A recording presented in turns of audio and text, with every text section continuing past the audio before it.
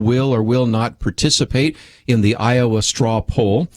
Some other material coming out about whether or not you could have posters that encourage people to draw a cartoon of Muhammad. You remember that created quite a stir in Garland. We'll get into that. And, of course, earlier in the week we talked about ISIS and what kind of price we might be willing to pay in that regard. Those are just a few of the items on the table. I'll be lucky if I get to all of those. But Kelly Shackelford, let me come to you first. Last week we talked about and have posted again the article about this Marine who did something that I would think would be pretty obvious, and that is just to post a scripture verse that related to the military. And yet that was enough for her to get court-martialed. Where are we on that story? It just really started breaking right at the time point of view was last week, but it broke even more this week because I know Fox News picked it up, I think the Blaze, and it started being carried around the country. But this is a Marine who was court-martialed, and, there are a number of accusations, but to one of the bases, and this is not like this was a theory or a threat or whatever. This was an actual, essentially a conviction. It's like a criminal conviction for having a scripture verse on her computer from Isaiah that says, no weapon formed against you shall prosper. And the amazing thing is not only that the court, the military court, ruled against her, and this is the original court, and then it was the Marine Court of Appeals. Mm-hmm. But they said, because properly one of her defenses was the Religious Freedoms Restoration Act. Of course. Which has been made very clear by the Department of Defense and everyone that it applies equally to those in our military as it does to civilians. That's a very specific statement that, everybody who knows the law knows. Yet the Marine Court of Appeals said that no, she wasn't. The Religious Freedoms Restoration Act doesn't protect her. Well, why not? Because it wasn't a religious exercise for her to have a scripture verse in her personal workspace. And yet later in the same opinion, it says that festooning, this is the words they use, a scripture verse in her personal workspace might offend somebody else. I mean, boy, these poor, soft Marines who they get so upset. Camp Lejeune, by the way, I might mention where this was. I mean, it's just, North Carolina. It's just funny that in one sense, it's so religious to put a scripture verse that it just, it's like you've poisoned the atmosphere for you to have that at your own workspace. Not to mention what everybody else has at their workspace. But then later to say, but that's really not even a religious exercise. So I don't even know why I said that they were so offended in the other part of the opinion. So it really is weird, but it's very dangerous because that's a precedent now. Yes, that's a dangerous precedent. If that's not overturned, then that is going to be the precedent for, Marines, and really it'll be referred to for everyone in the service. And so we have filed to what is essentially the Supreme Court and the military, the Military Court of Appeals. And even better news is Paul Clement has joined our team. He's going to be our lead counsel on this. So the very guy who argued and won Hobby Lobby, right, hopefully is now going to have the chance to apply RFRA again. And he's obviously one of the top experts on that as well, to hopefully get that kind of great precedent for those who serve us in the military. Before I go to Debbie, let me just mention that Paul Clement, you couldn't pick a better person who's argued so many cases before the Supreme Court. Let me also pat you on the back as well, because you have Michael Berry, who is on your staff, and he's actually argued more cases in the JAG court than anybody that I know. Right. He's this top court in the military. Mike is and he's had more cases up there. Yeah, he's in charge of all. He's our director of military affairs in all these cases. So Chaplain Motter, which is still going, and all the other cases that we have, he's directing that. And now, certainly he's directing this. Although we now have Paul Clement on our side, which is great. I mean, former Solicitor General of the United States, argued more cases in the last 10 years before the Supreme Court than anybody alive, and argued specifically on RFRA and Hobby Lobby and won. So I think that will be an incredible advantage to the court in getting somebody of that level that can explain, that can argue, and can lay the arguments out. And courts want that. They don't want people coming in, that, have good intentions but aren't going to help them. They want somebody that's going to help them think through the issues, and I think Paul definitely has that reputation. We've got some good people involved in that, but Debbie, let's come back to your reaction, and I can see them in your face. You've got lots to say, so go for it. I do. I first want to say it's a fabulous thing that Liberty Institute exists, because this is a kind of organization that this woman in the military, she may have felt there's no one else to even take my side or understand that they exist is a wonderful thing. I think there's also, I kind of go off on a cultural note, but I'm not sure if this attack would have happened if the person who'd posted something in their workspace was posting a quote from the Quran. I think there's a particularly it's just notable willingness in our culture to say Christianity is offensive. Everything else is kind of okay. You have your personal right, and I don't have any basis to say that, except that it is always Christians whose expression of faith seems to be intolerable to everyone else, not other cultures. And just in this particular case, the idea that a commanding officer got so angry, the other facts that you may have recorded in other shows, I don't know, but this commanding officer first physically tore down these things she posted in her workspace with this precious passage. I think many Christians love this passage. In fact, many of our Jewish friends and neighbors probably, it's in the Old Testament. No weapon formed against you shall prosper. It's a promise of God's power and protection. It's a beautiful thing. And the idea that this would be torn down out of anger by her commanding officer, it just reflects on the fact that we have a persistent attack on Christianity in America, and so thank goodness for Liberty Institute. I would certainly agree. Let me take a break. We'll come back. I want to get Kelly's comment on this as well, because I do remember that the Supreme Court dealt with a case called Tinker versus Des Moines. You've written a book on the subject, I might add. You've actually spoken before the Supreme Court on that subject, and I think that is relevant as well, including the Religious Freedom Restoration Act. But if nothing else, sometimes some of you wonder, well, when I support a group that is standing up for religious liberty, are they bringing the best people to the table? Yes, you're bringing the all-star Paul Clement, and then you have another all-star on your staff, Michael Berry, and you can't do much better than that. So if you're going to go to the bullpen and get a pitcher, or if you're going to pull somebody off the bench and want somebody to hit a home run, those are the people that you would call. So let's take a break, and we'll talk about some more aspects of this, and then we'll move into the foreboding question. What happens if the Supreme Court imposes same-sex marriage? We'll talk about that with two lawyers right after this.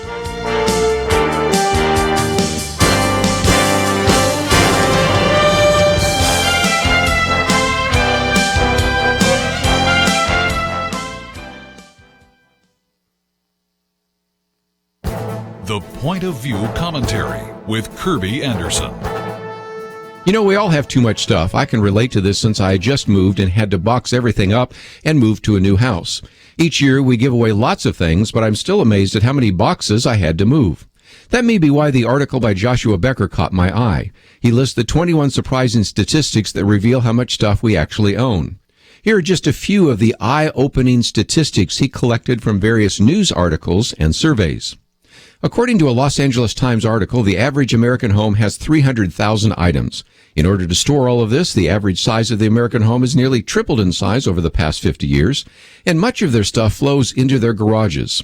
About 25% of people with two-car garages don't have room to park their cars inside them.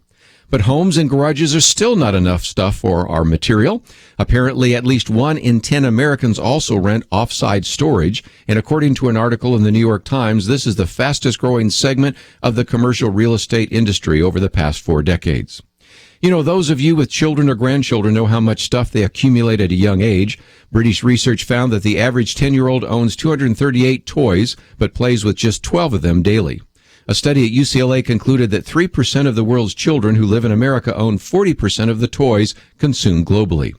He also quotes from some of the statistics listed in my book Affluenza, which I quote from in my recent book on economics and materialism. Americans spend more on shoes, jewelry, and watches than on higher education. Shopping malls outnumber high schools. These numbers should cause all of us to reevaluate our priorities. Joshua Becker says that it paints a picture of excessive consumption and unnecessary accumulation. I agree. It's time to clear out the clutter. I'm Kerby Anderson, and that's my point of view.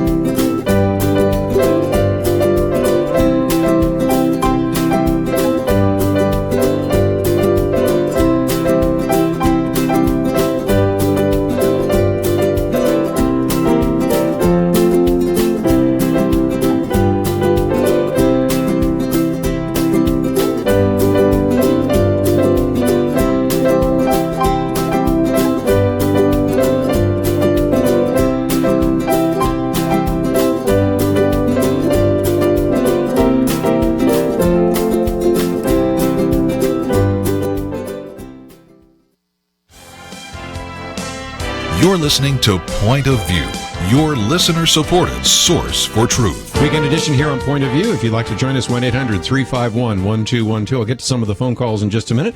Debbie Georgatos with us, Kelly Shackelford. And Kelly, I mentioned this idea of Tinker versus Des Moines, but even with the Religious Freedom Restoration Act, remind everybody that here, this was introduced into the Senate by Ted Kennedy. It was introduced in the House by Chuck Schumer. It was signed by Bill Clinton. It's one of the very few times where the ADF, Alliance Defending Freedom, which back then was the Alliance Defense Fund, and the ACLU agreed. And it's hard to get the ADF and the ACLU to agree that the sun comes up in the east, okay? I mean, just hard to get any.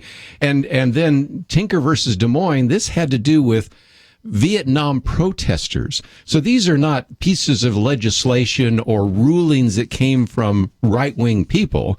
And yet now all of a sudden we can't apply things like RFRA or now explain Tinker versus Des Moines because that applies to students, but I think it applies to anybody in a public place, doesn't it? Yeah, I mean it's basic law. When Tinker, all it says is that, you know, while students are in public schools, they don't, quote, shed their First Amendment rights at the schoolhouse gate. Neither do teachers.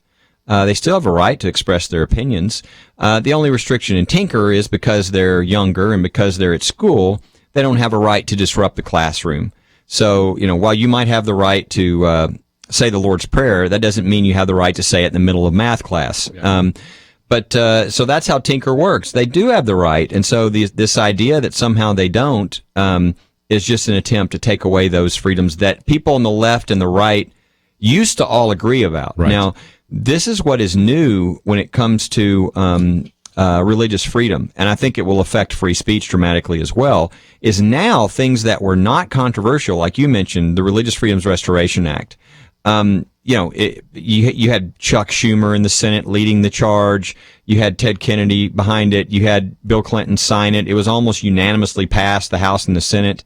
And all of a sudden now, a decade later, Indiana tries to use essentially the same bill, and it's massively controversial, and there's this huge attack, and companies are pressured into coming out and saying we're not going to do business in Indiana. It just shows you there is a real attempt now, and I've been saying this for about a year to people who are on our list, and I've said about a year ago things are changing because we used to all assume that we were all for religious freedom. It was just a matter of where we draw those lines. Now that is no longer the case. There is an attempt, and in the next, I think, 5 years, at the most 10 years, as a country, we're going to decide whether we're going to retain religious freedom or whether it's going to be gone. Because there is a movement, and it's broader than people understand. Law review articles. I was on a conference call with two of the top professors under Religious Freedom First Amendment. They said that they now have no colleagues they know of who think that religious freedom should be retained. So this is the kind of thing that's going on in the academic circles. We're going to start seeing it more and more in public. And this is a real battle. Most Americans, I bet most Point of View listeners, if you said, are you for religious freedom? They say, sure. Explain why it's important. People have a lot of hard time. Things that you've assumed your whole life this country was built upon. It's so ingrained that they know it's true and know it's important, but not a lot of people have thought through it. So we're going to have to reacquaint ourselves with why it's so important, with why it's necessary in a free society, why we have to fight for it with everything we've got, because it's really now under assault. This will connect later to one of the conversations we'll have in the second hour, probably about campaigns, but there was a very good article this week in USA Today, it was U.S. News and World Report, and it was saying that maybe Marco Rubio is risking too much by talking about religious liberty out on the campaign trail. We've also, of course, talked about Bobby Jindal having ads. That tells you something has changed. I mean, before that'd be like saying, I'm for mom and apple pie, right, and everybody go, sure. And now they're saying talking too much about religious liberty might cost you the nomination, could cost you the presidency. Something's changed. Yeah, absolutely. I think that if not the number one issue, it's in the top three. In Iowa, if you watch these candidates, all these Republican candidates, religious freedom is going to be one of the very top issues. I've been invited out there to speak when a number of the candidates followed me because they wanted me to talk about religious freedom, and then they wanted to ask the candidates. It is something that they are very aware of out there. I mean, the Iowa Republican Caucus is a very conservative, group, a very religious group, a Christian group. And so those are issues that they're going to bring. And so this is the first place. So I think all the candidates do realize it's a big issue. And it's going to be fascinating to see where the lines get drawn between the candidates on that issue. And I would point out, I didn't say earlier, and we don't always say this, when I mentioned earlier the Marine that we represent, just know that, Liberty Institute, we do that for free. Yes. People, so if you know of somebody that needs that kind of help, feel free to call. We're happy to answer questions, et cetera. And the only reason we do that is because people give us donations that allow us to have as much staff as possible to help as many people as we can around the country. But the greatest thing we have is all these attorneys like Paul Clement, and all the big law firms around the country who give all of their time on these cases because they really care about this, and we marshal those teams together. So it's a great way that the body of Christ works. People give of themselves, people give of their resources, and it all comes together to keep the freedoms that this country was built upon. Debbie? I'm glad you mentioned. I was going to jump on too about how Liberty Institute actually provides this kind of representation for free. And I know we're getting right up next to a break, but we'll probably segue into another subject we'll be talking about later. I agree that most Americans would have said very recently, if someone said, I think religious freedom is under assault, they would say, what are you talking about? Maybe isolated cases, but it's not a big deal. But the issue that's going to force Americans to realize it is a big deal and we have to take a stand is the subject of marriage, which I think we're going to go to later today. The Supreme Court's going to be talking about whether they're going to impose same-sex marriage on everyone. What does that mean for churches and individuals? It is going to force the American public to deal with that issue. When David Limbaugh's book came out years ago on this issue of religious liberty called Persecution, I appreciated it because these would drop every once in a while and people would forget about one of the cases and those kinds of things. And then when Kelly and I talked about having us every Friday having a religious liberty segment, I thought, well, I think we'll probably have enough to fill that segment. Yeah. We could do it, Kelly, every single day. And that's why I think this become top of the mind. Whereas before these cases every once in a while showed up, you just can't open up a newspaper or listen to a radio program that is at least covering it. Some just have a complete blackout without recognizing this is a big issue right now. Absolutely. And for people who are listening and maybe they're not normal point of view, if they're normal point of view listeners, they're hearing about all these things constantly because it's happening. But let's say they're not, and they're new, and they're like, well, I'm kind of skeptical. We do a survey. Actually, Ted Kennedy at the time, when he was still alive, Senator Kennedy, and Senator Cornyn were co-chairs of the subcommittee on the Constitution, and they had a bunch of testimony on religious freedom, and they asked us at the end to come up with, a survey of what's going on out there. And so we did that, and it was just mind-boggling to most people how much of this, when you hear the little story here and there, you don't pull them all together, you don't realize how pervasive. Well, we have that, and people can get it. They can go to libertyinstitute.org. It's free, right on the front page. It's called Undeniable, right? A list of religious freedom. But you can just glance through. It's hundreds and hundreds of pages of attacks on religious freedom, all in the United States. And those are just the ones that are public. Those are just the ones that are published. They're either a published case or it's in the newspaper. There's so many more than that. But I think when people glance through that, they realize this is in every community. It's in every situation of life. There is literally nowhere to go and avoid this. And there's nowhere that you, your family, your kids, your grandkids can go to avoid this. It is everywhere right now.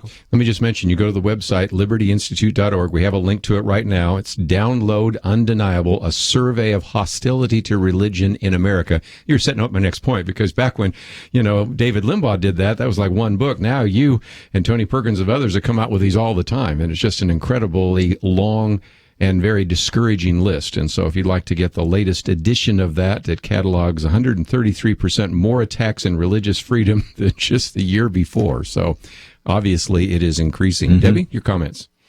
I don't know if you happen to be able to cover this particular case on this show recently, but we have talked many times in the past about how a Christian bakery is being criticized because they just declined to make a wedding cake for a same-sex wedding.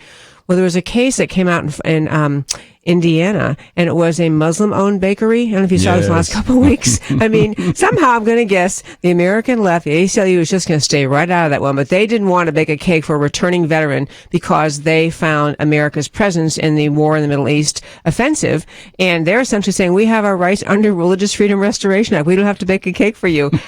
I don't think the left is going to have one word to say about that. Nope, I think they get a pass. But that sets up what we'll be talking about when we come back from the break, because if you think that a Supreme Court imposing same-sex marriage is only going to affect a photographer, a baker, or a florist that refuses to actually participate in a same-sex marriage, Kelly Shackelford and Debbie Georgatos have something else to share with you, and we'll talk about that right after this. Life is busy. Can you identify? We run from one event to another. We even use reminders on our computer or phone to keep from missing appointments or forgetting something vital. But have you ever considered setting a reminder to pray for the nation, for this community? The great Christian reformer Martin Luther once said he had so much to do, he was going to get up even earlier the next day to spend 3 hours in prayer. Do you pray more when you know God is the only one who can enable you to get everything done, and when He's the only one who can get what's needed done? Okay, so there's no magic number of minutes or hours to pray, but if you're not spending time with God, if you're not praying for America, that's a problem. Let Point of View remind you to pray and things to pray for. Visit us at pointofview.net/pray. Get our free Pray for America booklet and wrist reminder. Pointofview.net/pray. We'll send you reminders to pray for America. Pointofview.net/pray. Pointofview.net/pray. Point of View will continue after this.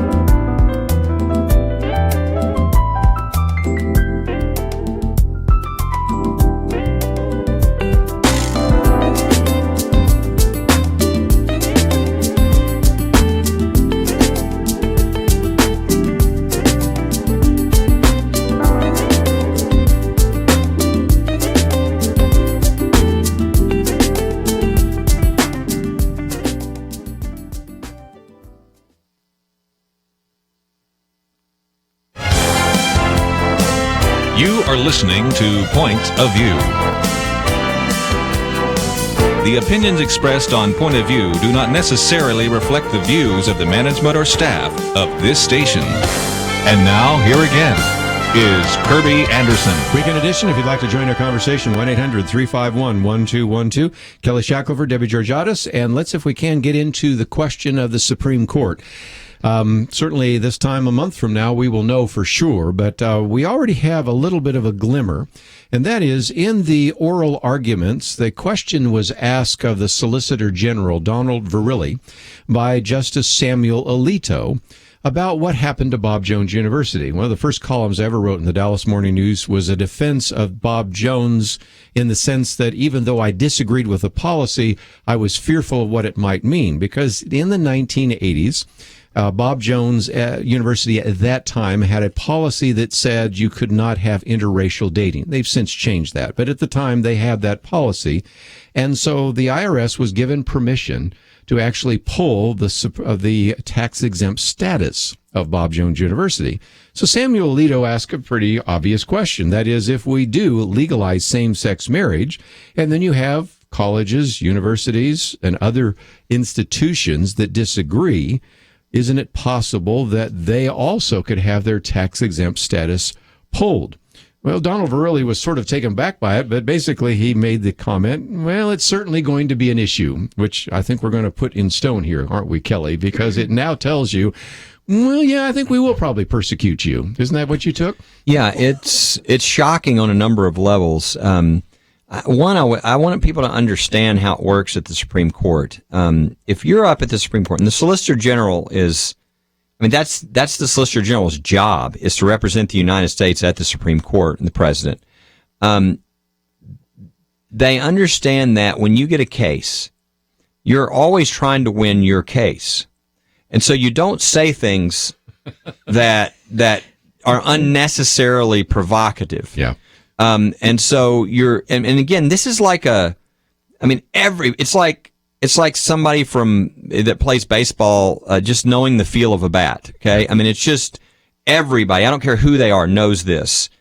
For him to say this, that's amazing, is a real signal. It's a signal that he's even willing to, possibly blow this case up because this is where they're going, that they will be coming after nonprofit status. And obviously, if that applies to a college or a university, college and universities have the same nonprofit status that churches do.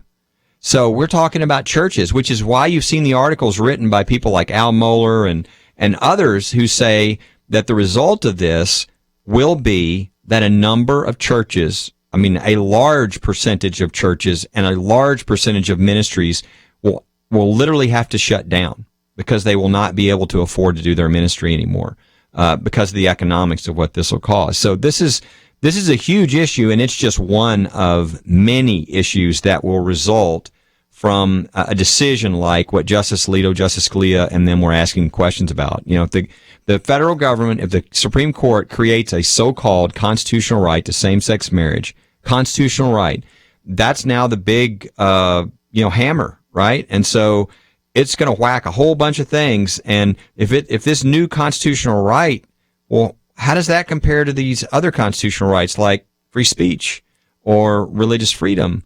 Or how does that compare to statutes like nonprofit status? Or how does that, we could start going through all these federal laws, Title VII, which deals with employment, federal housing. If you look at the posters they're already putting up, it's all kinds of transgender, et cetera. The new definition of family will now take you into all kinds of HUD regulations and everything. We could go through all these federal agencies, everything. It is going to be beyond what anybody, I think, is thinking about, the implications and really the legal battles that are going to occur as we try to figure this out as a country. But if we're like most other countries, we'll find that we're going to lose these other rights. We're going to lose free speech. We're going to lose religious freedom, because that's what's happened in the other countries when they've gone this direction. What about other countries, Debbie? I know you've done some research on that. We don't have to guess anymore as to what happens when you legalize same-sex marriage, do we? We do not. There's an article posted at a website called The Public Discourse, and it's by a woman in Canada who herself grew up in a home with she had two dads. It was a gay marriage between two men who raised her, and her article is a warning. It's a real speaking to the American people warning about look what happened in Canada when in 2005 the government essentially ordered that same-sex marriage shall be the law of the land. And part of what she said happens is that in churches, it's not just that churches have to comply with what the government has set. It's that even in the conversation, even in the inside the church walls, a conversation about what Scripture teaches and what marriage really is, people are afraid. They don't want to say what they think. She talked about the impact on schools and how young children going to school and saying something, well, in our house, my mom said that, marriage is between a man and a woman. They've actually had parents visited by school officials, notes sent home saying your child can't be talking this way at school, and the authorities visiting parents in their home to question their parenting and whether they're instilling hate and discrimination in their children. It's just I know what I'm saying can sound like people think, well, that would never happen in America, but who would have thought what's happening now, even 20 years ago or 10 years ago, would be happening in America? And I guess I want to go back to something a moment ago that Kelly was commenting on, which was the whole reason in federal law in America that we have churches tax exempt was to avoid excessive entanglement between government and religion. It was set up to just say, religion and the right of freedom of religion is such a primal thing in America. It's one of the primary rights, and we don't want to have the government even getting close to interfering with that. So instead of having tax hassles with churches, just make them tax exempt. And so that at the founding, or that time that law was written, the notion was we really respect freedom of religion. We don't want to have churches worried about things. What this Solicitor General's answer is saying is, we're kind of open to that. We're in there. If these churches are going to do something that we've now decided we as a society, we are, post-Christian, post something or other, we don't any longer respect the Scriptures or Christian and even Jewish theology teaches. Yeah, we might have to go after them. It's really it's a very big step away from what used to be the respect for the notion, just no entanglement, church and state. And and bringing this because some people think, well, that's horrible, but if they think very selfishly, they're like, well, it's not me. At least it's the church. It's somebody else. No, it's going to be you. It's going to be you. One of the things in Debbie's article that she was talking about mentions, and this is what our friend Paul Barrister from the UK warned would come, is you will lose your license to practice your profession. Right. Whatever that profession is, you can't be a lawyer. You can't be a psychologist. You can't be, you name the profession. Right.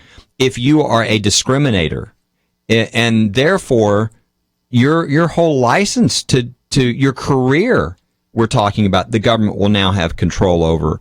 This is what they've done in Canada. This is what they've done in the UK. And there's no reason to expect that that's where it won't go here. I mean, it will go there if it's allowed to go there, and the anti-freedom efforts are able to be accomplished. And so this has incredible implications across a much broader plane than I think that people are preparing themselves for. You mentioned Paul Diamond, who is, of course, the leading barrister there in the UK. He's been on the program with us, first by phone. You and I did a phone interview years ago, and then he's actually been in the studio here with us when he's come over. And he's kind of Kelly Shackelford, Jay Sekulow, everybody all wrapped into one over there, because he's defending those. But he was saying, what you're going to find, first of all, is they're going to affect your license. But also back to the point that was made by John Smirek in the article we've posted, what I think will happen is a split in the churches. That is, when this pressure comes on, Paul Diamond warned that you think you have this much support, you have about half that support. And John Smirek, the other day when he was in studio, talked about, you can go to the Catholic Church. Let's take that one first, because he's got a Catholic background, and said, he already knows of some Catholic bishops that are sort of already leaning in that direction anyway. And since the Pope cannot control them, then some Catholic churches will allow same-sex marriage within the diocese. Well, then that's going to put a lot of pressure on the other Catholic churches. Say, why don't you, get in the program here? Same thing. Let's take a Baptist church. What he said is, I think a lot of people leave the Southern Baptist Church and go to the Northern Baptist Church. In other words, or they would leave, the more conservative part of a denomination, Lutheran, Presbyterian, Methodist, whatever, go, to the more liberal one. And But at the same time, I could see how you could just pick off some Baptist churches and then they could say, well, what's your problem? There are Baptist churches that are doing same-sex marriages. So that put the pressure even more so on those that would hold the line. And that's something I think most people need to understand. I had a thought about this case. This wasn't mentioned in this article, but another article I read about this oral argument. Supreme Court Justice Kagan made the point, there was an earlier reference to what about the impact on churches, and she said, already Jewish rabbis can say, well, I'm not going to marry this particular couple because one is Jewish and one is not, and I don't perform marriages like that. She's saying, obviously, every individual member of the clergy, Jewish or Christian, can make that decision, but if you elevate the right to same-sex marriage as a constitutional right, then all of a sudden, all that discretion you thought the pastors and rabbis had is at least subject to question, and actually their motives for not making that marriage is subject to question. Good point. Well, we'll have more to say, and we'll take some of your phone calls, 1-800-351-1212. It is Weekend Edition. We'll come back with more right after this.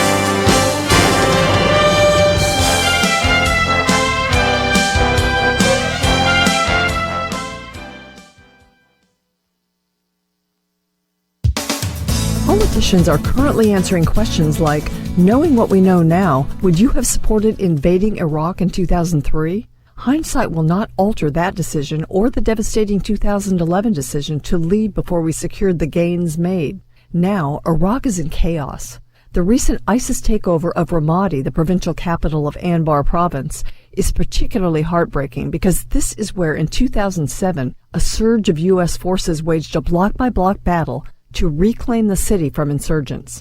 It's where it was hoped Iraqis would turn the tide and drive ISIS west away from Baghdad. Instead, ISIS drove some of the best Iraqi troops out of Ramadi. The U.S.-led campaign of airstrikes in support of Iraqi forces isn't working. Yes, we have been training and supporting Iraqi forces, but the defense of Ramadi was largely left to small local numbers of Sunni tribesmen. Local police fled by the hundreds. Its fall is a military humiliation and a humanitarian disaster. Iraq is home to one of the oldest continuous Christian communities in the world, some of whose members still speak Aramaic, the language Jesus spoke. There's been a Christian exodus. The Wall Street Journal reports on it regularly. There were 1.5 million Christians in Iraq before we went in 2003. Now there are 200,000. In the past year, ISIS drove about 125,000 from their homes. This is a national tragedy. Iraqi Prime Minister Haider el-Abadi says, there is no Iraq without Christians. As much of the Arab world is swung over to Islamist thinking, the Christian presence has become increasingly fragile. In Iraq and Syria, unarmed Christians are being killed in the name of radical Islam. Others flee. The period in which Christians survived because they received a measure of protection from strong rulers, Bashar Assad in Syria, Saddam Hussein in Iraq, is over. Local Muslims who hated these leaders are now free to retaliate against the Christians who supported them. Christians have always helped stabilize the region. Foreign affairs scholar Walter Russell Mead writes, the loss of a meaningful Christian presence in the Middle East could further polarize relations between Christians and Muslims around the world and bring us a step closer to the kind of clash of civilizations no sensible person wishes to see. The U.S. is the only country that can really help Iraq get rid of ISIS. Whether we do that or not, Professor Mead says the U.S. has three options. Help the Christians defend themselves, assist them in escaping and finding new homes, or wring our hands and watch them perish. Miles Windsor wrote in the journal, most Christians in the Middle East retain their spiritual hope, but they are losing their temporal hope. They fear that they will never return to their ancestral lands and that the Christian presence in the region might disappear. We should pray and beg our leaders to pay attention. For Point of View, I'm Penna Dexter.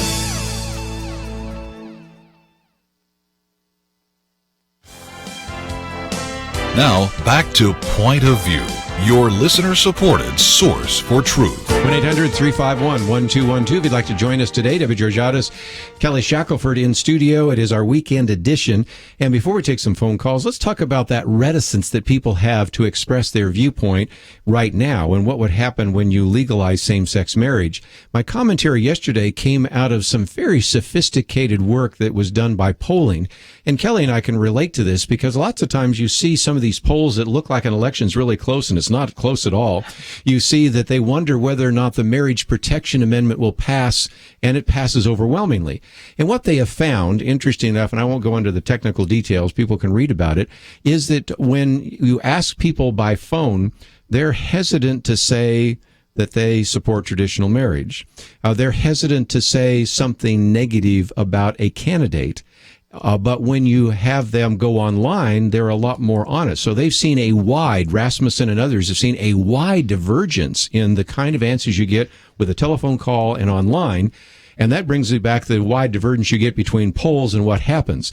We've all seen these ones where it said, well, it's going to be really close. And it's not close at all. They win walking away. And the same thing we can see right now. People are somewhat reticent, interestingly enough, to say, I support marriage between one man and one woman. But when they're given a chance, Kelly, in the ballot box, those win overwhelmingly. And I don't care if you're talking about a conservative state like Mississippi, where more than 80%, almost 90% voted for it, or even a fairly liberal state like Oregon. In every case where people have had a chance to vote for it, they voted for it. But you wouldn't know that if you looked at some of those polls. No, and the reason for that, of course, is you only get whacked, if for being on one side. I mean, and so people are just like, well, I don't want to be the center of controversy. I don't want to be, and so that's why they do that. I'll tell you what I think you want me to say. Yeah, and that's what they do. They just rather not create controversy, and it's really It's very much against the whole purpose of the free marketplace of ideas. If people are, you're moving towards 1984. You're moving towards Big Brother. You're moving, you don't have a free society when people are intimidated from expressing, their beliefs. You don't have the marketplace of ideas, the exchange of ideas. And so that whole spirit of intimidation and in your face, it goes against really what our whole culture is supposed to be about. But that's the methodology that's used here, and it's been used in other countries. We talked about Canada a while ago. How many years? Dr. Dobson's show, it could not be on the air in Canada if it mentioned anything about homosexuality or LGBT, any of those issues. And that's where that heads. You begin to lose freedoms when the government starts to put its thumb on the scale for what its new morality is and not allowing other people to disagree. That social desirability bias that shows up in the polls is just what you were talking about, Debbie, in what's happening in Canada right now. People are afraid to even say, I believe marriage is, what the Bible has to say. They just feel like they're going to get accused of a hate crime or something just by making a statement like that. They sure do. And, it isn't just the government's thumb, which is a big part of it. It's society. It's a cultural thing. It's a bullying. It's I'm shaming political correctness that I have worked in different campaigns where you hear a lot of people say, let's just, on the conservative side, stay away from the social issues. Let's just talk economics. Let's just talk national defense.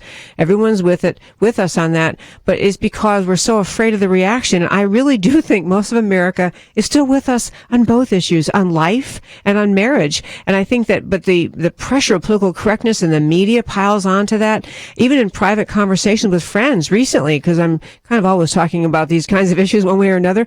I have friends just say, I don't really like saying out loud that I support traditional marriage. I'd rather just say nothing. I don't speak up at the kids' school when they talk about same-sex marriage. I just think I shouldn't do that. They don't want to be the subject of shaming and scorn. It's a very powerful tool. Kelly, I want to talk about application before we run out of time in the first hour here. And this link takes me to Liberty Institute Religious Liberty Audits. And it's got 4 buttons here: churches, schools, nonprofits, for-profit. And you're providing, if people are interested, in an audit. Because a lot of pastors right now are listening to this saying, I had no idea. Some individuals saying, I had no idea.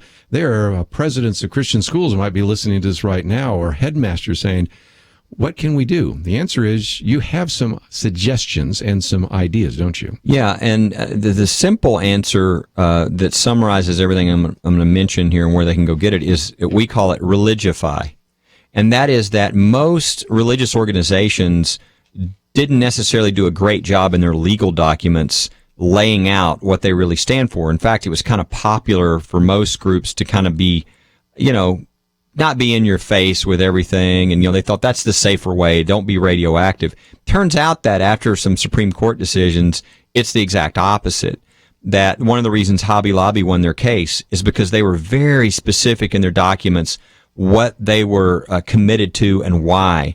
And so if you do not have it in your documents, you will not be able to argue it. And what am I talking about? Well, we got called from a missions group recently, and they said, we just got a call from a gay church saying they want to be a part of our missions group.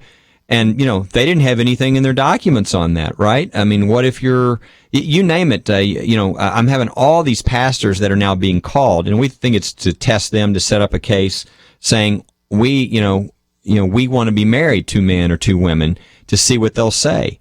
Do they have, what do their documents say? So we have a place on our website where people can go. It's just libertyinstitute.org/audit.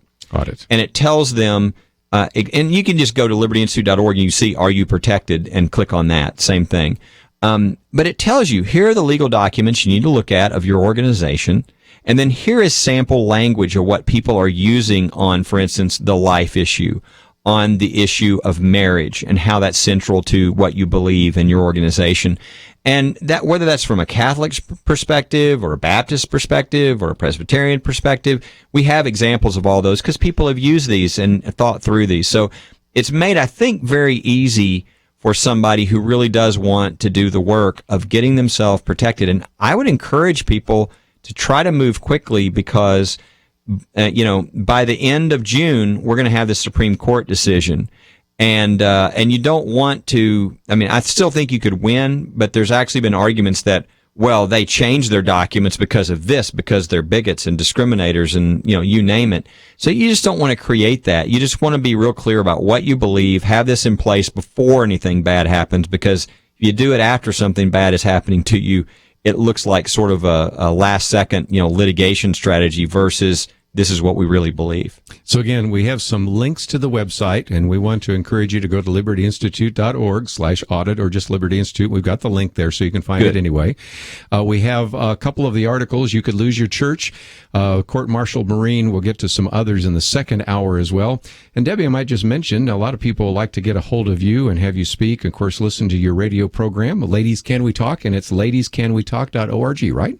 Yes, it is. We have a Facebook page, Ladies Can We Talk, and a website, ladiescanwetalk.org, and the radio show is also called Ladies Can We Talk on 660 a.m., The Answer, from 6 to 8 p.m. on Sunday nights. And my email address, which I've discovered is a great thing to give out, is ladiescanwetalk@gmail.com. I get very entertaining emails after the show, and I like them. I'm happy to write back. Well, again, and if individuals cannot hear it on the radio, they can hear it online. So that's something that we would encourage people to do as well.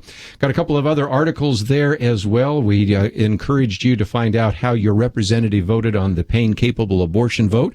If you haven't done that, you just put in your name and address. It'll tell you how he or she voted, and you can say thank you or spank you, whatever you want to do. It's all there. And or you can complain, or you can give them compliments, whatever, how you want to say it. And of course, we also have our viewpoint section, which also includes not only my commentary for today, but also Penna Dexter's, which you heard just a few minutes ago. And it's all available at the website pointofview.net. That is one-stop shopping. You can find everything right there. So during the break, take a time to look that up. When we come back, we'll talk about the campaign and all sorts of other issues in the news. We'll be right back. If you are like me, and like most people, I guess, I bet you have a bunch of ways to remind yourself of things. We have alarm clocks to help us get up on time, reminders on our calendars, in our computers and tablets and smartphones, reminders about meetings, reminders to pick up the kids, to pray for the country, to make sure you don't miss your anniversary or special birthdays. Wait a minute. Do you get reminders to pray for America? Or maybe you don't think the country needs God's intervention. No, I know that's not it. We set up reminders for so many things, but be honest, do you ever find that time for prayer gets crowded out by all of those other very important things? I know you're busy, and that's why I want you to do one simple thing. Visit pointofview.net/pray. Sign up. We'll send you a free booklet titled Pray for America. You'll get occasional updates on important issues to pray for, a little wrist reminder, all designed to urge you into the Father's presence to pray His mercy on America. pointofview.net/pray. pointofview.net/pray. Point of View will continue after this.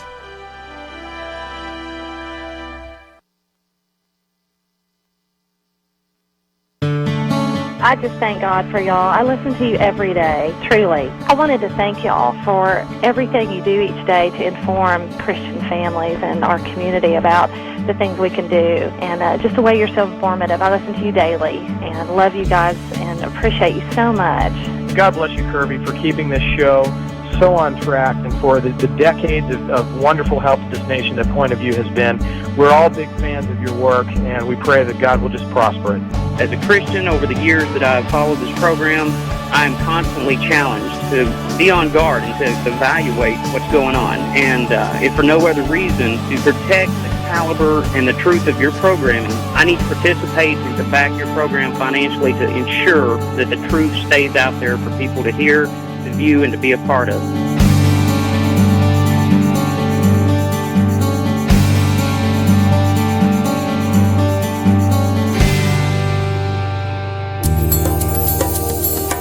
This is Point of View Radio.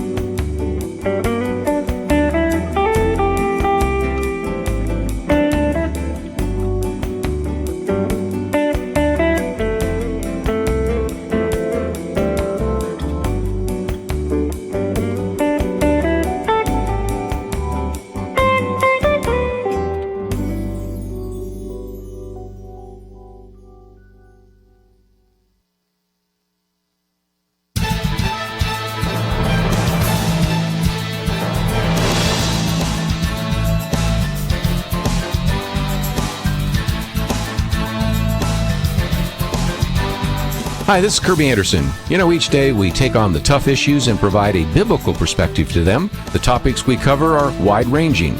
Apologetics, theology, prophecy, creation and evolution, intelligent design, marriage, family, child-rearing, the millennial generation, friends and society, politics, economics, business, religious liberty, the Constitution, public policy, foreign policy, military policy, tensions in the Middle East, abortion, homosexuality, pornography, sexual ethics, media, technology, history, and America's godly heritage. We talk about anything that affects your faith, your family, or your freedom.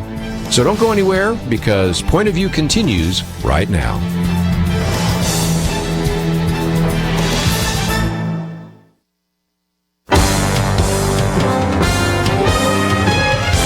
Across America, live. This is Point of View.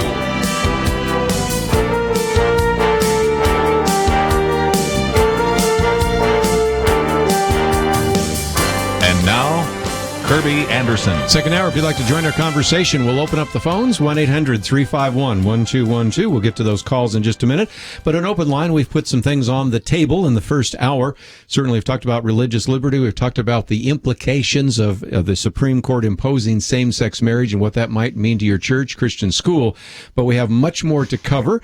And in this last hour, if you have another issue you'd like to put on the table, we certainly will welcome that as well. 1-800-351-1212. Debbie Georgatos, Kelly Shackelford, and I thought just before I take some phone calls, let me just mention the campaign. Kelly, last week you and Penna gave us a little bit of analysis. Of course, we have Debbie here today.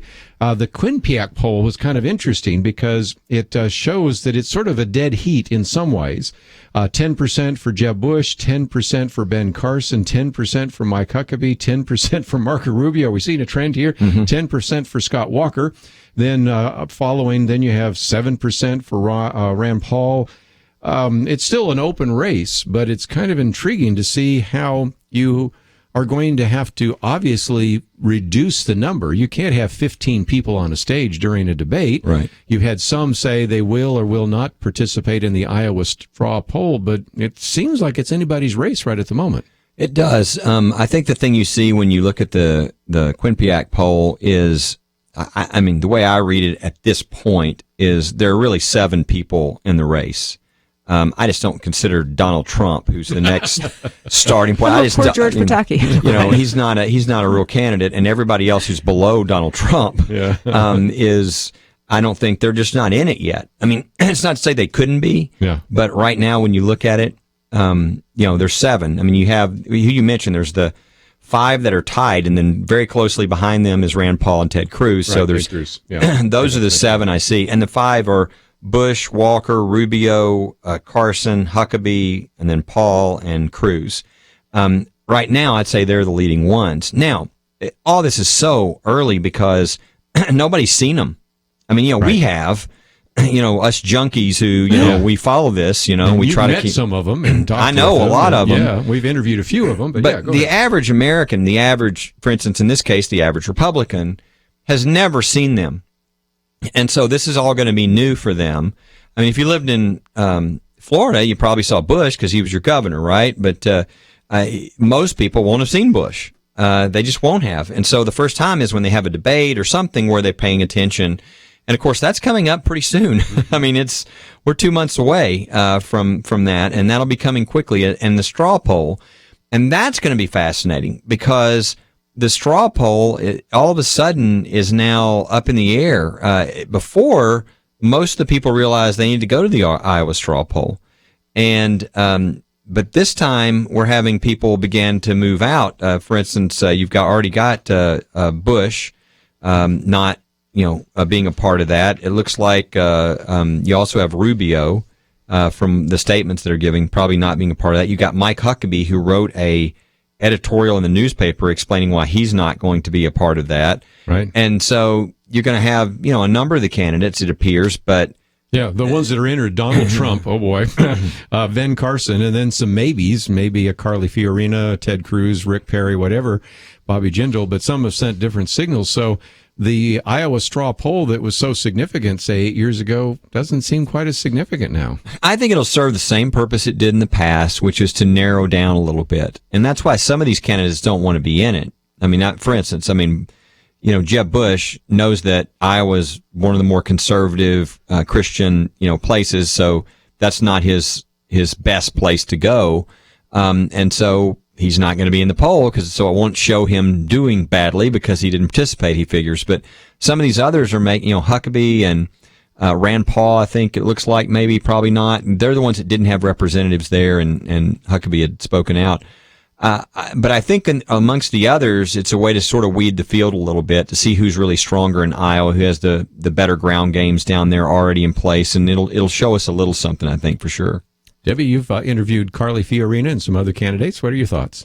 I have. I actually think the internet, and I know it existed in the last several election cycles, but it grows and grows as a force for candidates to get their message out and for their supporters to spread that message. It is just more powerful in some ways than the just straw poll in one state. And I think a lot of people are kind of tired about the notion that Iowa should have first dibs just because of history. So I think, on Carly Fiorina particularly, she has shown, I did enjoy interviewing her, and she has shown tenacity in dealing even with kind of fairly persistent liberal interviewers giving her a hard time. She stands her ground with graciousness and clarity. She was interviewed by Katie Couric recently and really held her ground well. She's shown humor, and not particularly supporting her. I should be really clear, I'm not, but I think she'd be great. And I think there's also a great benefit to the conservative message being said by a woman. I think that helps the conservative cause across the board. So I'm excited about her, and I do think that if you are a Facebook fan, if you're on Facebook and you find the candidate you like, there are just tremendous ways to spread the word. And I think candidates are using social media so much more that these polling things, they're not irrelevant, but they're going to matter less. One of the things about Carly Fiorina also is that she showed you how to address Andrea Mitchell this week on foreign policy. Remind us of a conversation we had last week about Ted Cruz showing how to deal with that one reporter in Beaumont that kept bringing up the issue of homosexual marriage and homosexuality. And so if nothing else, if these candidates don't win, maybe they can show other candidates who are successful how to handle the media, because there is definitely a need to school a few of these candidates for what they're going to be encountering in the fall. And I think Debbie's point was excellent and ties into yours, Kerby, which is when they do a good job, it becomes viral. It's buzz. And it really gets to, because I think Rush Limbaugh even mentioned how Ted Cruz handled it and said, this is how Republicans are going to have to handle themselves, or they're not going to, they're going to get eaten alive.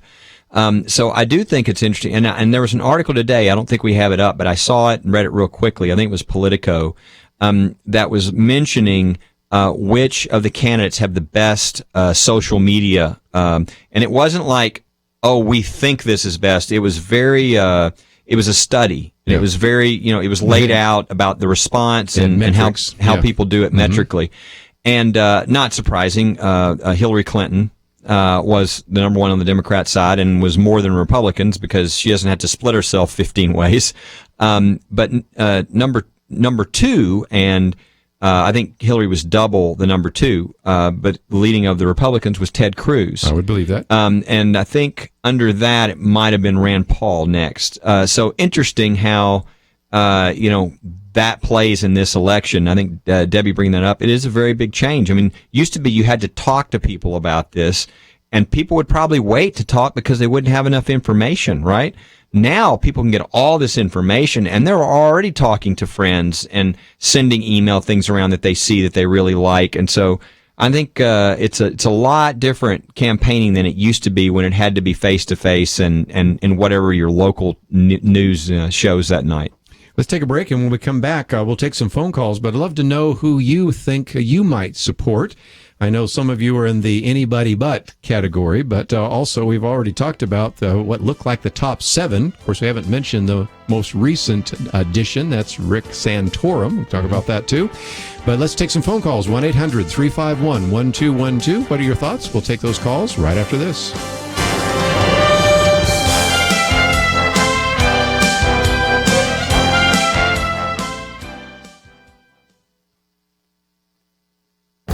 The Point of View Commentary with Kerby Anderson. You know, we all have too much stuff. I can relate to this since I just moved and had to box everything up and move to a new house.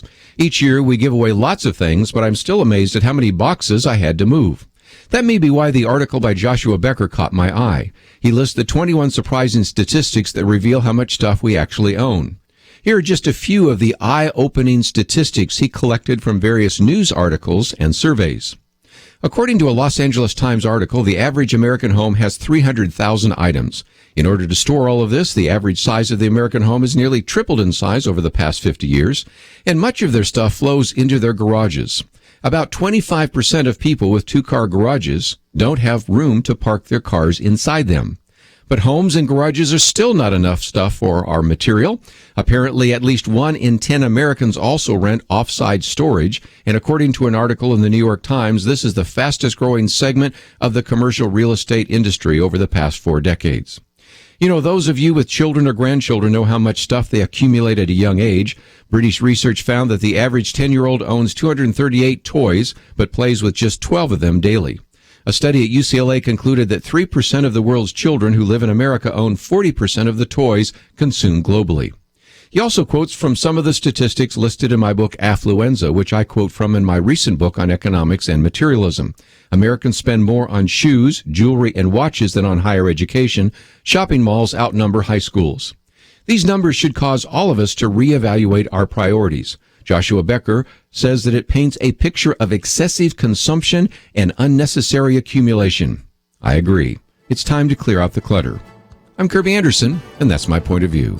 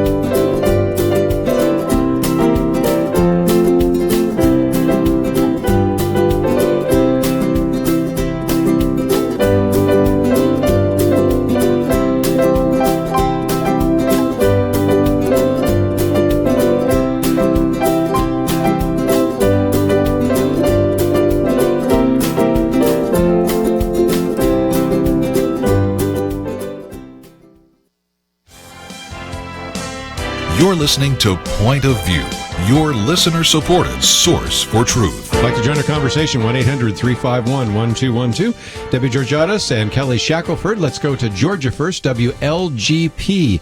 Andrea, thank you for calling today. Thanks, Kerby. I'm in North Carolina, but thanks. You got me. I'm here. Can you hear me? I certainly can. All right. So I wanted to comment on worldview, because you keep talking about worldview. I appreciate that. Ravi Zacharias is one of my favorites. And, we have a conflict in our culture, and the Judeo-Christian ethic, which is his words, not mine, say that sacredness of life, freedom, and property is part only the Judeo-Christian ethic, which is faith in the Lord Christ based on what the Bible says. And so the culture is really not going necessarily in the right direction, but then there's a lot of people that love the Lord Jesus, so we're going in that direction. But worldview is really important, and I appreciate what you say in entertaining all the worldviews, and Kelly, what he has to say, because with the same-sex marriage thing, that is part of the worldview being affected. Anyway, thanks. And I believe that the only thing that's going to change that is faith in the Lord Jesus Christ, and it is the Judea, and we must do that in love, and we must learn how to handle these conflicts with love and speak the truth in love. Thanks. Thanks for listening. Sure. That raises a question. Faith is something that sometimes candidates have hidden. I have been struck by how much people are leading with their faith. I mean, when Marco Rubio announces He has Greg Laurie there to announce with him, and Greg Laurie was in studio with us recently. You cannot listen to Bobby Jindal talk without him talking about becoming a Christian because of Campus Crusade for Christ.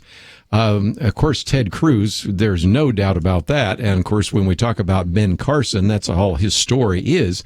So it does seem to me that the faith issue is even more significant than it was even, say, in the 80s and 90s. What are your thoughts? No, I think so. Rick Perry is another person who leads, obvious one, with his faith. And of course, Mike Huckabee, obviously, he's a pastor. Yeah. So I mean, I think definitely they do. And, there's a lot of people that they maybe feel like, well, maybe that's not right, or maybe that's not, and I just think that so many people have lost their understanding of how our country works, of why freedom works. I know Penna last week sent me an article that she really liked, that I thought was good. And it was an article about what the future is going to hold and what the job of Christians was going to be.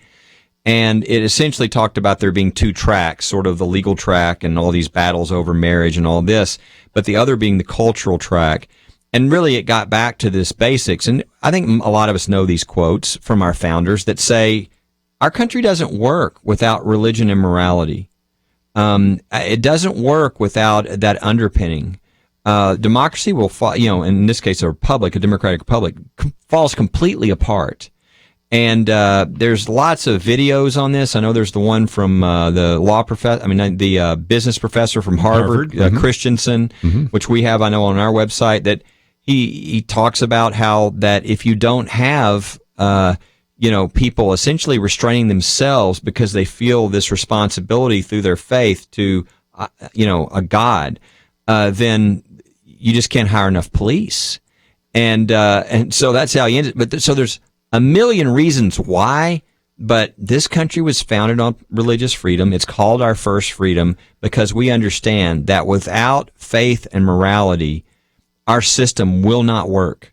It will not work, and we will go from a rule of law and respect kind of system to one of pure brute power and raw political power, and we will be like the banana republics. And so that's the ultimate battle we're for. But the idea of sort of hiding faith and pretending like it's not important, the founders didn't do that. They understood. In fact, they studied it extensively and realized it's one of the supports for our whole society, or it won't work.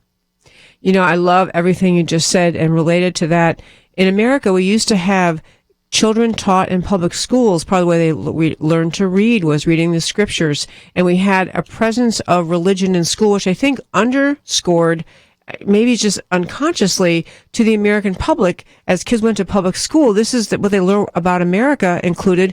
We learned our Judeo-Christian founding. We learned the place of religion in shaping society.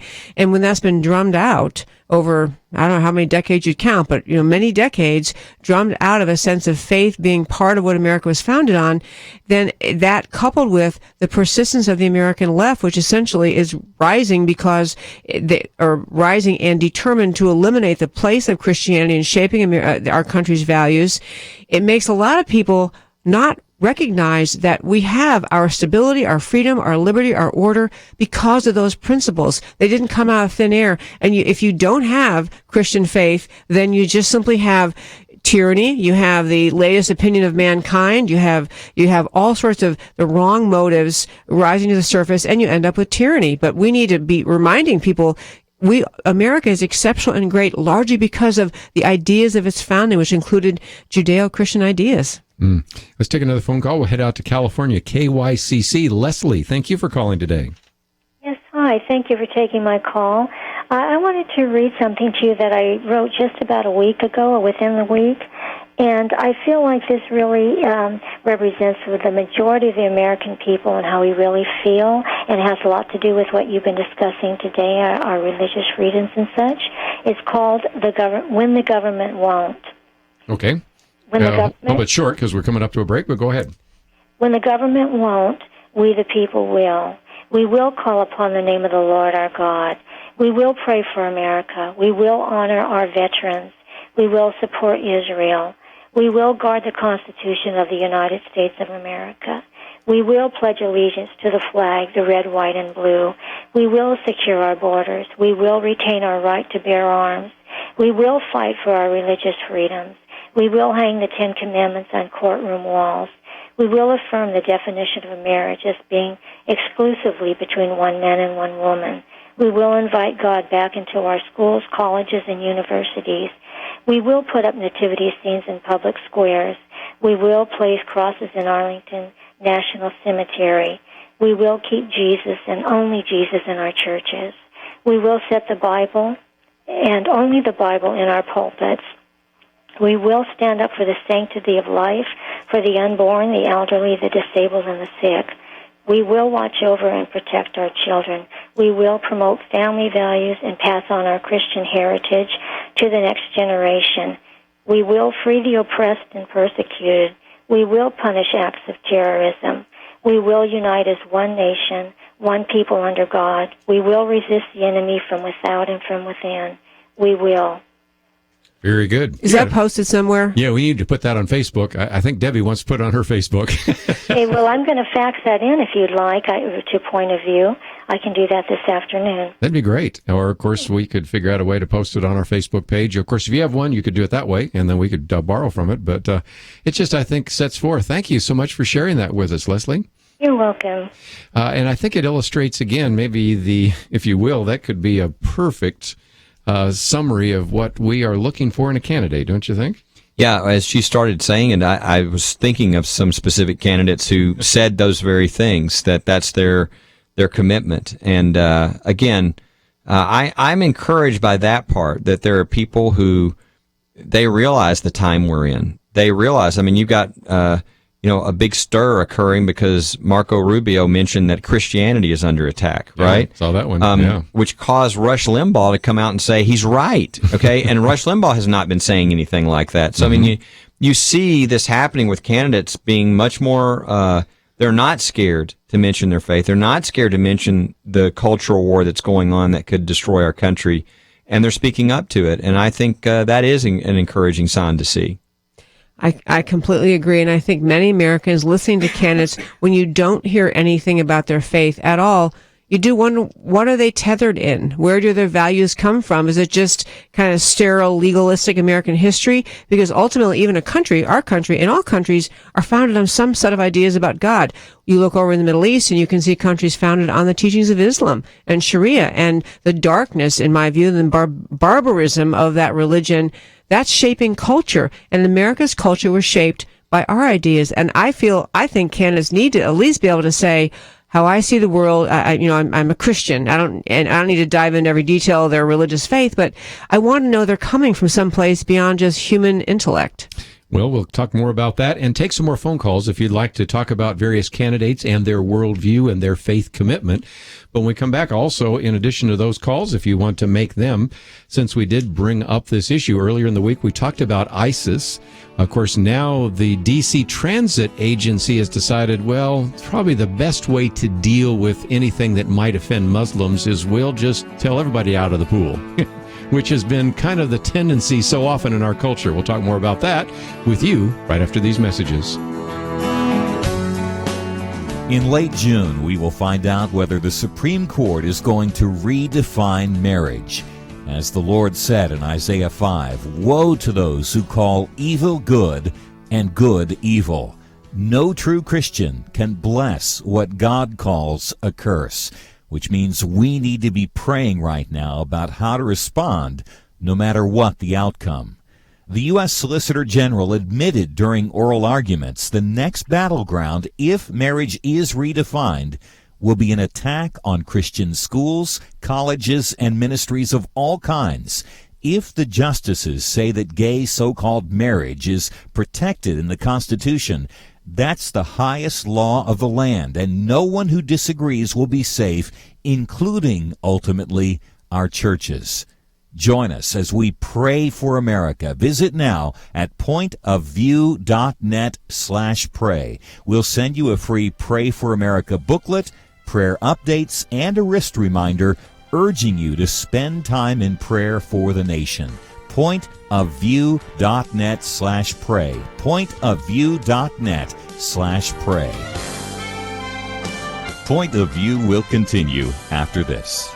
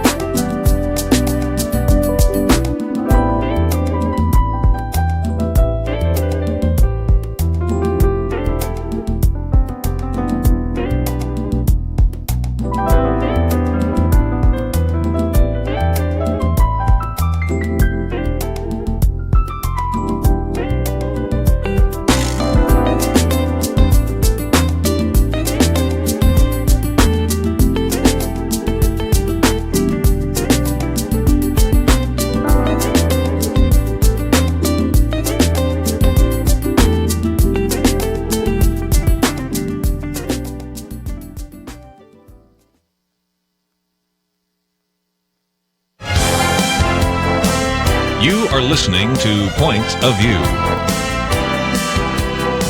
The opinions expressed on Point of View do not necessarily reflect the views of the management or staff of this station. And now, here again is Kerby Anderson. Final half hour. If you'd like to join us, 1-800-351-1212. Kelly Shackelford, Debbie Georgatos, and we will take your phone calls. 1-800-351-1212. You know, we have to look at the issue of the courts. And this week, the Washington Post talked about how the courts are going to determine the legacy of Barack Obama, because you have so many cases. We've, of course, focused a lot of time and attention on just one of those, and that's the marriage case. But you have in front of you, Debbie, one on Obamacare. And then you start looking at many of these other cases that are before the courts. Some relate to things like EPA, climate change. Executive amnesty. Yep. So, I mean, there's a lot of them. National Labor Relations Board, all these things. And even after years of packing the courts, it still comes down to a few people. You know, you have 4, and then 1. And so sometimes we lose 5-4, sometimes we win 5-4. But it was striking to see that even the Washington Post said, in some respects, the legacy of the Obama presidency, the Obama presidency is going to, in large part, be determined by the courts. And they even said Obama's legacy is increasingly in legal jeopardy. I thought that was really intriguing.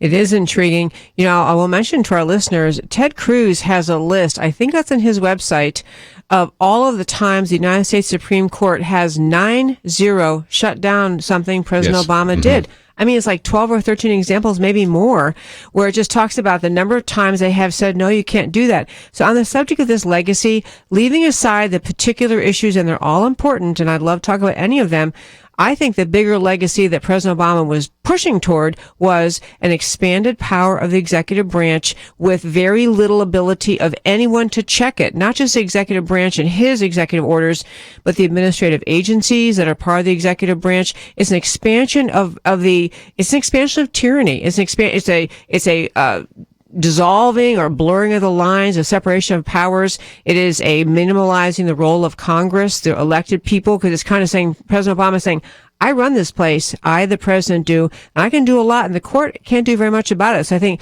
part of his legacy is going to be the court saying, no, we actually have separation of powers. But this particular case is right now before a federal district court in Washington, D.C., is on the subject of the United States Congress having sued the president over two particular issues in Obamacare. One was the employer mandate. One was this idea of money from the Treasury being paid to insurance providers.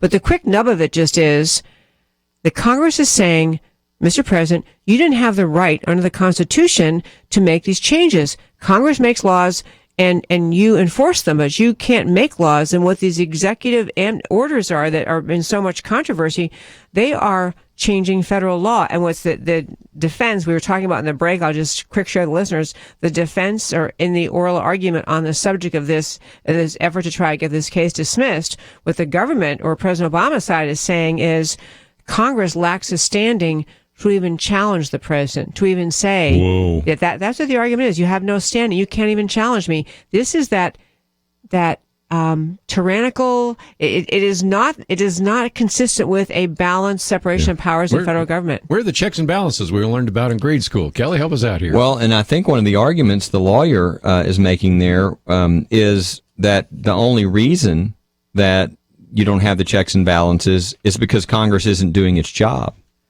Because Congress really does have power, they could simply say, okay, we're not sending you any money. They could do all, but the problem is Congress is not doing any of that. And so they're saying, in the argument in this is, so don't come into court and then ask the judiciary to do what you as Congress should be doing through your own enumerated power. So it's an interesting argument to make, but it is trying to say the president can run without any interference from anybody, even the other branches. Let me put this on the table. The next president will have the ability to shape the court. There are 4 justices who are 76 years or older. Stephen Breyer is 76. Anthony Kennedy is 78. Antonin Scalia is 79. Ruth Bader Ginsburg is 82. Anybody who wonders about the legacy of a president, recognize that 2 of those individuals who are serving on the court were appointed by Ronald Reagan, who is not even alive. So you can begin to see that Stephen Breyer, 76, Anthony Kennedy, 78, Antonin Scalia, 79, and Ruth Bader Ginsburg, 82. It is possible that at the end of this session, Ruth Bader Ginsburg might step down and Barack Obama might get that in, because you'd have to wonder how the Republican Senate would do that. But if we were talking about this time next year, then it's real clear that the next president will really, because these people are so much older, have an opportunity to appoint many more to the Supreme Court. I think it was Jimmy Carter who never appointed anybody to the Supreme Court during his tenure. But since then, almost everybody's had 2, 2, 2, 2, right? That's how we kind of ended up here. Well, what if you all of a sudden have 4? That changes everything. We always say, Kelly, every once in a while, the next election is the most important election in American history. This one really would be. Well, it's going to be huge when it comes to the court. And, so it's not only the president, and the president's the most important, but it's also the Senate. I mean, what does the Senate makeup look like? Because that would determine whether, if you had 3 appointments or 4 appointments, something crazy like that, whether the Senate would be, with the president or slowing the president down on something that they would have felt would be, going too far, too quickly. So it'll affect all those races, the presidential race as well as the those who are running for Senate. Again, you think of Ronald Reagan, he actually appointed 3 to the court, but since then it's been 2, 2, and 2. But imagine if you could appoint 3 or 4.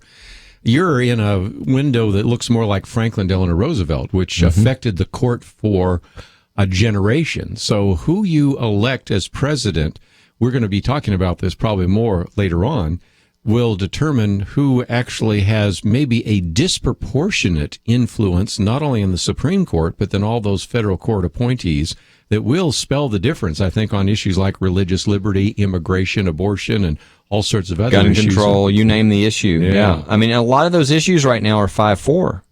And so literally you could change them with 1 justice, but when you change 4, I mean, you are really, that's, even if it was 3, that's just huge. You're going to dramatically change the court probably on every issue people can think about, because so many of those right now are 5-4.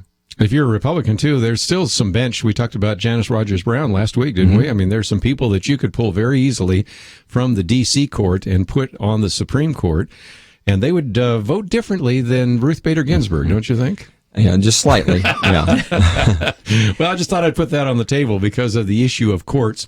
Well, speaking of courts, one of the things, Kelly, you and I have been kind of trading back and forth is that the courts say we have freedom of speech, but I guess not if you want to post an ad on a bus or somewhere else at a station, because according to the D.C. Transit Agency, we're going to limit what kind of ads that actually can be posted, and a lot of that has to do with the fact that we just don't want to post ads by Pamela Geller because she created a stir in Garland, Texas, and we don't want any kind of problems right there in the District of Columbia. Yeah, I mean, I don't know if Pamela Geller and her group are going to file a lawsuit, but if they do, they should win. And look, I'm not going to say, I think most people would see that it's reasonable to think, wait, if we put these cartoons on our bus, then our bus is safe. I mean, are crazy people going to now come blow up the bus and possibly kill innocent people? That is a reasonable thought. But you just can't allow, that's the First Amendment. Heckler's veto is one term that people use all the time. You don't allow a heckler's veto. Well, this is the ultimate heckler's veto. Yeah. This is, I will kill you if you say that, and so we're not going to allow that to be said. This is the heckler's veto on steroids. The courts have to say this doesn't work. You can't say safety because there are lunatics out there. There are Islamic, lunatics that will kill you if you say something they don't like about Muhammad or their religion. That, we're giving up on the First Amendment if we allow that. She calls it the assassin's veto or the heckler's veto. Oh, that's really good. I actually have not read this particular article, so I want to quick ask, is what's happening there now saying there's no ads on the buses? Is no that their political answer? ads. Oh, no political ads. Okay. I was going to say, I thought what they would do, because I think they are concerned, and perhaps legitimately, about the reaction some of her ads may create. They could just say no ads at all. Maybe they just need the revenue badly enough. But if they're going to have some ads, they can't say yes, some ads, but not political ads. And also just defining political is impossible. There we go. And the other thing is, I think it would even be a problem. I think when the government sort of creates a forum for speech, and then as soon as you enter the forum with your message, they close it down. Yeah. I don't think that should be allowed. I think that's a game we don't want the government to ever have the power to play, because, whatever it's really what that is it's religious, or it's not even religious, it's viewpoint discrimination. Viewpoint discrimination. It's saying, I'll even allow somebody on the other side of your issue But if you come in from that perspective, we, the government, are going to discriminate against you. We've got a call on constitutional issues. We'll get into that and take some more phone calls. 1-800-351-1212 right after this.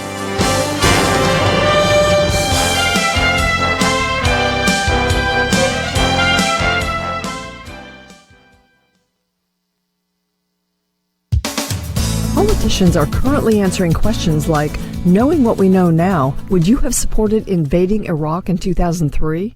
Hindsight will not alter that decision or the devastating 2011 decision to leave before we secured the gains made. Now, Iraq is in chaos. The recent ISIS takeover of Ramadi, the provincial capital of Anbar province, is particularly heartbreaking because this is where in 2007 a surge of U.S. forces waged a block-by-block battle to reclaim the city from insurgents. It's where it was hoped Iraqis would turn the tide and drive ISIS west away from Baghdad. Instead, ISIS drove some of the best Iraqi troops out of Ramadi. The U.S.-led campaign of airstrikes in support of Iraqi forces isn't working. Yes, we have been training and supporting Iraqi forces, but the defense of Ramadi was largely left to small local numbers of Sunni tribesmen. Local police fled by the hundreds. Its fall is a military humiliation and a humanitarian disaster. Iraq is home to one of the oldest continuous Christian communities in the world, some of whose members still speak Aramaic, the language Jesus spoke. There's been a Christian exodus. The Wall Street Journal reports on it regularly. There were 1.5 million Christians in Iraq before we went in 2003. Now there are 200,000. In the past year, ISIS drove about 125,000 from their homes. This is a national tragedy. Iraqi Prime Minister Haider el-Abadi says, there is no Iraq without Christians. As much of the Arab world is swung over to Islamist thinking, the Christian presence has become increasingly fragile. In Iraq and Syria, unarmed Christians are being killed in the name of radical Islam. Others flee. The period in which Christians survived because they received a measure of protection from strong rulers, Bashar Assad in Syria, Saddam Hussein in Iraq, is over. Local Muslims who hated these leaders are now free to retaliate against the Christians who supported them. Christians have always helped stabilize the region. Foreign affairs scholar Walter Russell Mead writes, the loss of a meaningful Christian presence in the Middle East could further polarize relations between Christians and Muslims around the world and bring us a step closer to the kind of clash of civilizations no sensible person wishes to see. The U.S. is the only country that can really help Iraq get rid of ISIS. Whether we do that or not, Professor Mead says the U.S. has three options. Help the Christians defend themselves, assist them in escaping and finding new homes, or wring our hands and watch them perish. Miles Windsor wrote in the journal, most Christians in the Middle East retain their spiritual hope, but they are losing their temporal hope.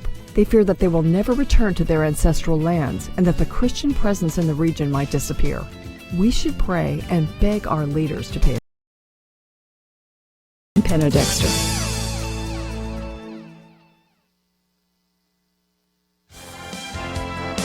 Now, back to Point of View, your listener-supported source for truth. Just before we run out of time, we did talk about candidates, and this week Rick Santorum announced.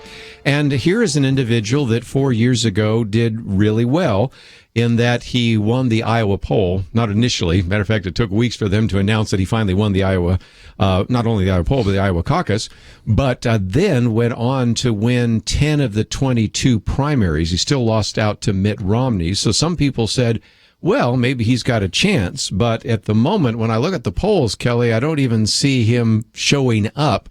And there is a difference between 8 years ago when Mike Huckabee was kind of the only social issues guy running, or even 4 years ago where really in some respects, Rick Santorum was kind of the only social issues guy running.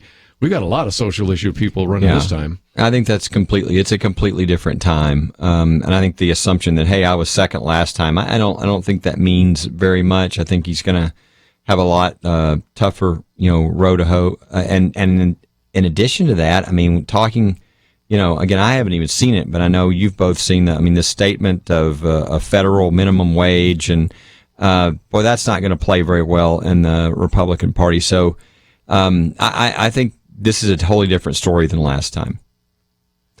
I think everyone around this table, I like Rick Santorum and I respect him. I think his values are rock solid. His social on all social issues, rock solid, and he explains them well. He's very passionate about them.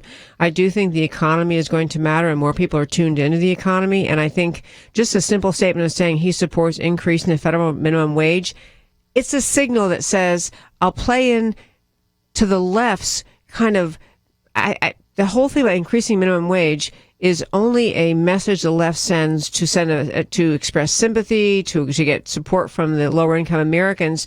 And everyone who's tuned into Economics 101 knows if you increase minimum wage, you hurt poor people. I mean, poor people are the ones who lose their jobs. It's a truly, it's a red herring kind of thing to raise. And so I find that troubling. I think he's a great guy. I think we have too many candidates already, and we don't need any more. You know, he does raise one issue, and I'd love to go around the table and get your comments about that, and that is that we need in the Republican Party, if you're looking at it from a Republican Party point of view, they need to really develop and attract the so-called blue-collar workers. And that he sort of speaks their language, that he says that right now the Republican Party talks about business and even small business, but more than 8 out of 10 Americans, they don't own their business. They just work at a company, and they're really struggling with that, and that there hasn't been any kind of effort to reach out to the so-called Reagan Democrats, to the blue-collar individuals. You might remember, now this dates me, Lee Atwater, when he actually ran, interestingly enough, on George Herbert Walker Bush's campaign. He used to go to bowling alleys and listen to how people talk, and so that an individual who was sort of an elitist, if you will, George Herbert Walker Bush, he was Ivy League educated, and he was a CIA director, and he was an ambassador to China and other things, help him, in a sense, relate to the common people. There is a sense right now that if the Republicans are going to be effective and try to win Ohio and Pennsylvania and Wisconsin and a number of places, they're going to have to attract those kind of voters, aren't they? Oh, yeah, absolutely. And I'll say one thing. I don't know anybody that speaks about the family and the interconnectedness to public policy any better than Rick Santorum does. I think Marco Rubio does a good job. Yes, Ted Cruz, there's a number of them, but I think Rick Santorum is very good at that. I just think most people feel like, hey, there's a lot of good people running on the Democrat side. Really, there's very little running, but on the Republican side, there's a lot of good people running. Those on, all the polls are showing that the Republicans believe they've got a lot of good choices. They're happy with a lot of good choices, but I think they also want this winnowed down more, sooner rather than later. I don't think they want 19 candidates in the race. No. And so I think everybody needs to kind of get in the race, and there needs to be some things quickly where people can make decisions and at least winnow it down to, the top whatever, 7 or so, and then eventually maybe 2 or 3 where people can really focus on who they want and who they like best.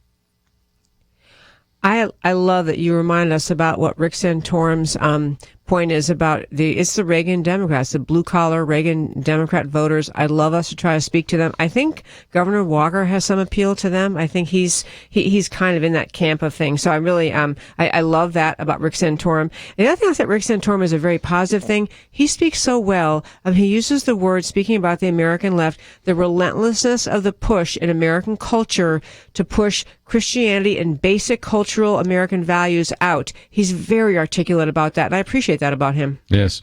One of our callers wanted to talk about third party. We'll have to get to that to another day, but most of the time what that ends up doing is helping the Democrat, but in some cases the Democrat with Ralph Nader helped the Republican, so we'll have to see that. But Kelly, before we run out of time, again, people can find this link to libertyinstitute.org/audit.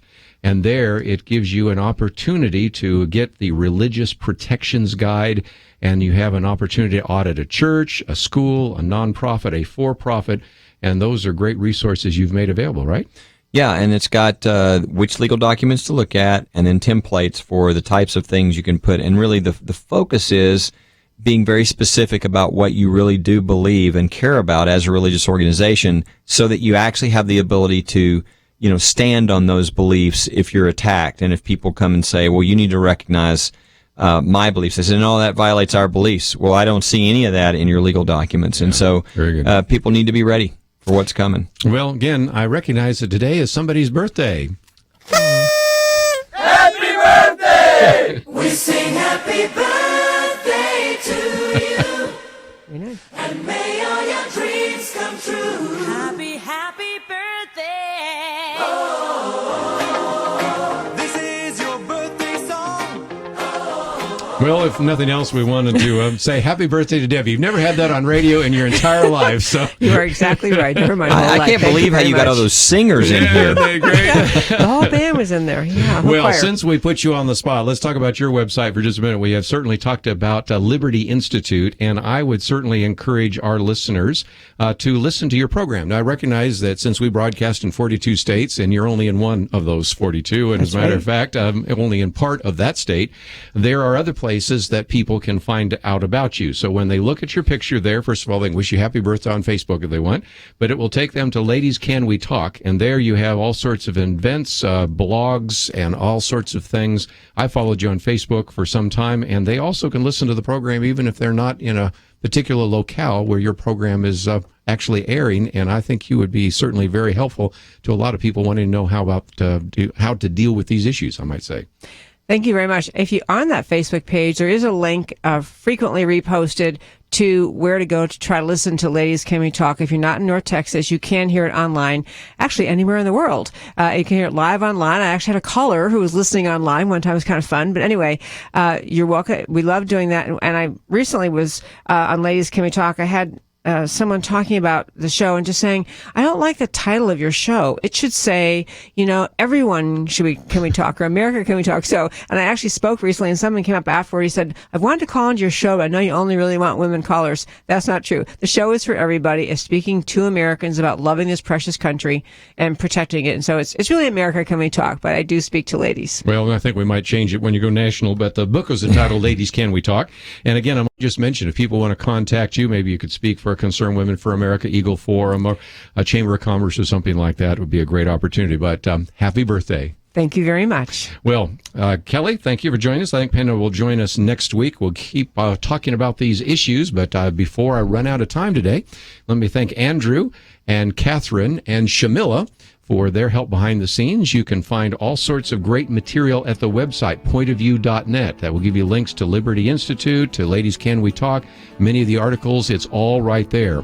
Have a great weekend. We'll see you back here on Monday. Thank you.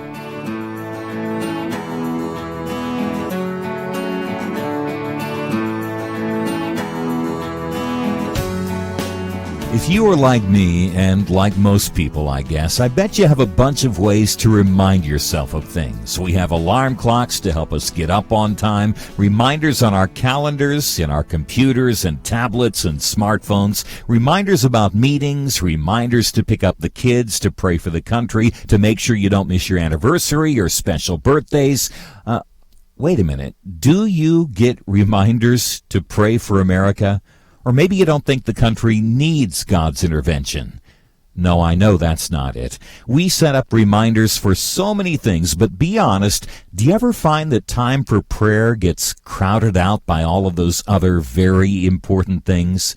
I know you're busy, and that's why I want you to do one simple thing. Visit pointofview.net/pray. Sign up. We'll send you a free booklet titled Pray for America. You'll get occasional updates on important issues to pray for, a little wrist reminder, all designed to urge you into the Father's presence to pray His mercy on America.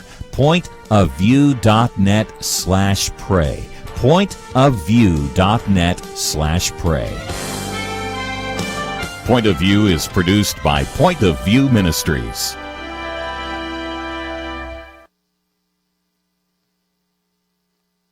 I just thank God for y'all. I listen to you every day, truly. I wanted to thank y'all for everything you do each day to inform Christian families and our community about the things we can do, and just the way you're so informative. I listen to you daily and love you guys and appreciate you so much.